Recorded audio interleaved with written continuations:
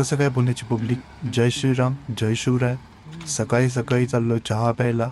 विवेकचा कमाल बघायचा आहे. हे बघा, हे बघा, हे बघा, हे बघा आणि आता हे बघा.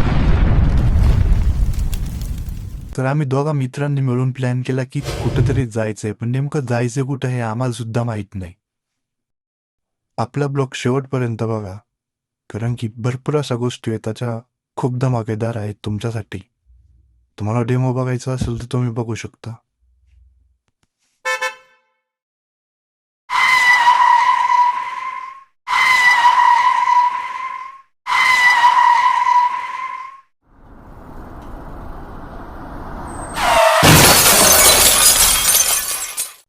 मग पब्लिक, कसा होता डेमो?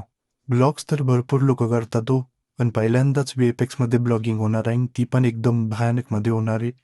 त्यासाठी आत्ताच चॅनलला सबस्क्राईब करून घ्या.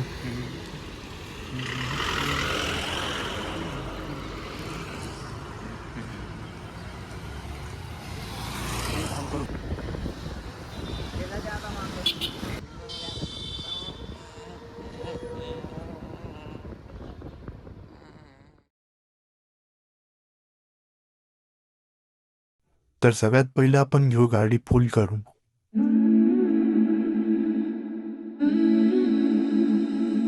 मी सध्या तो ब्रिज क्रॉस करतोय ज्या ब्रिजची पुण्यातल्या लोकांना अतिशय जास्त भीती आहे.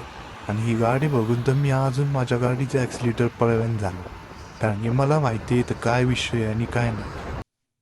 तुम्हाला माहीत असेल तर नक्की कमेंटमध्ये सांगा की हा काय विषय आहे. या स्मारकांना बघून मला खूप छान वाटलं. इथनं मी आता टर्न घेतलं आणि निघलो माझ्या सरळ रस्त्याला. आणि मला इथं असं काय होईल हे वाटलं बी नाही. इथं बघा फक्त तुम्ही आता नेमकं होते काय.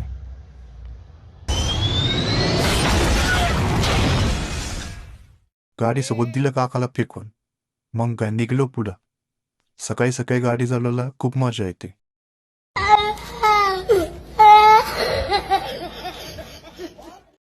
हे नेमकं होतं काय?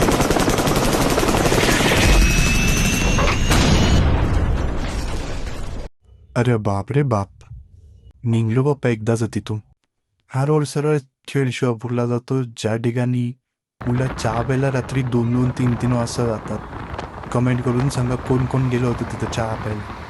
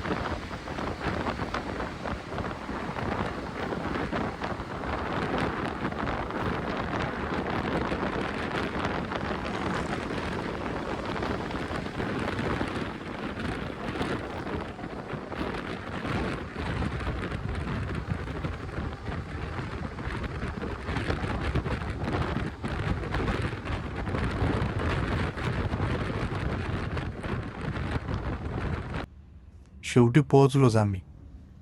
गाडीवर उतरताच एवढी जोरात भूक लागली होती ना की काय सांगू.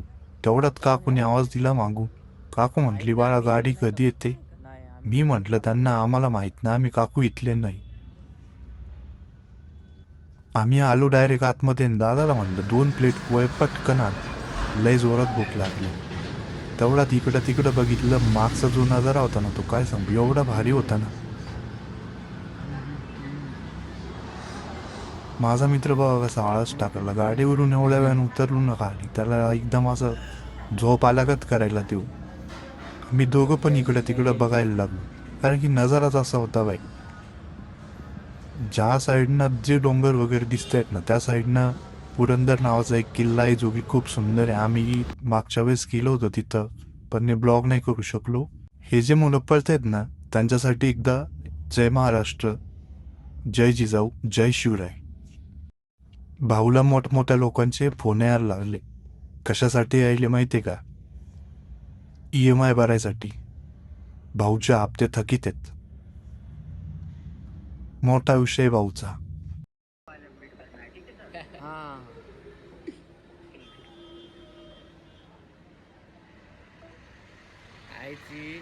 खूप वेळचं पाणी प्यायचं होतं, खूप वेळची तहान लागली होती.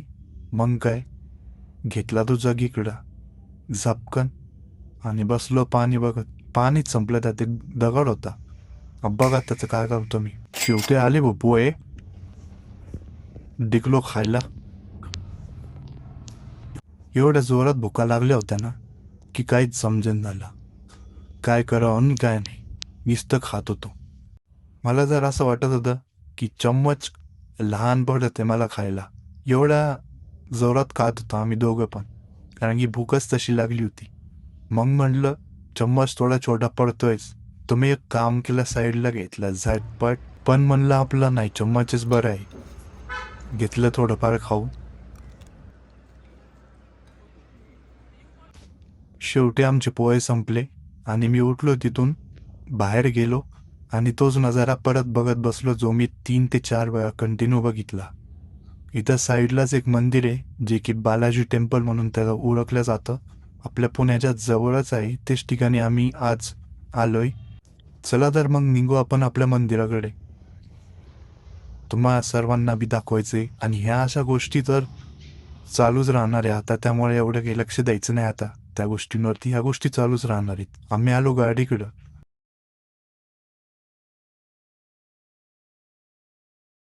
गाडीला चाबी लावली आणि गाडी घेतली थोडी मागे करून. तर आता आपण डायरेक्ट थेट मंदिरात जाणार.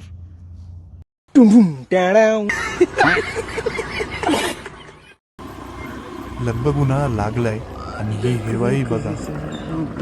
आम्ही जातोय पहिल्या गेटातून आतमध्ये, आणि आतमध्ये गेल्यानंतर मंदिर एवढं स्वच्छ आहे ना, तुम्ही फक्त बघायचं.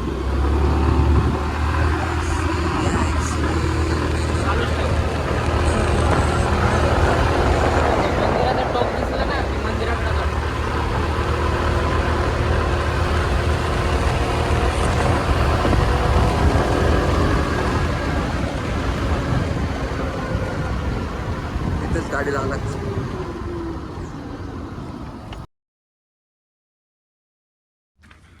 गाडी दिली साईडला लावून. आता आम्ही चाललोय मंदिरामध्ये.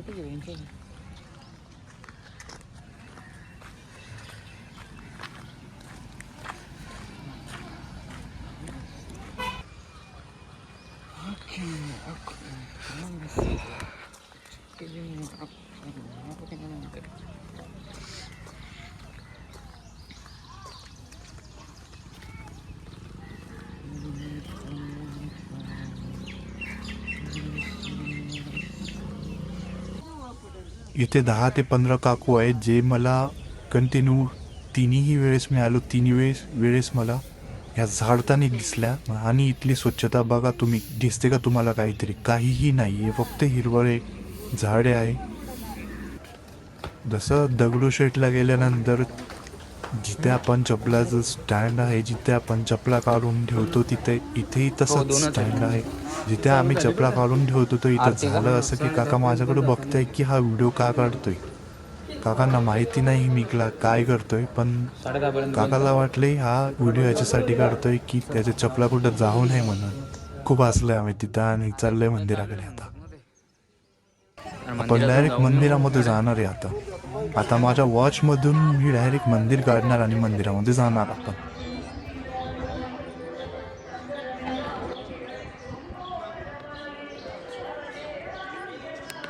मंदिरामध्ये कॅमेरा मोबाईल काही अलाउड नाही, त्यामुळं बाहेरून जेवढे व्हिडिओज घेता येतील मी तेवढे घेतलेले आहेत.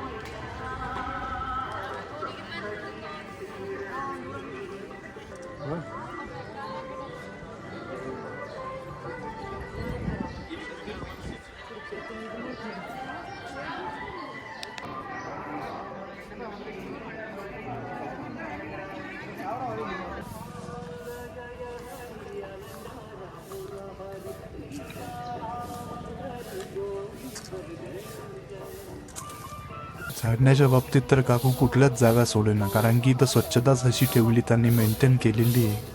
आम्ही दर्शन करून वापस आलो आणि तेवढ्यात भाऊ म्हणते मला आता मुंडन करायचंय. ओ बाई, शेवटी भावानी केलंच.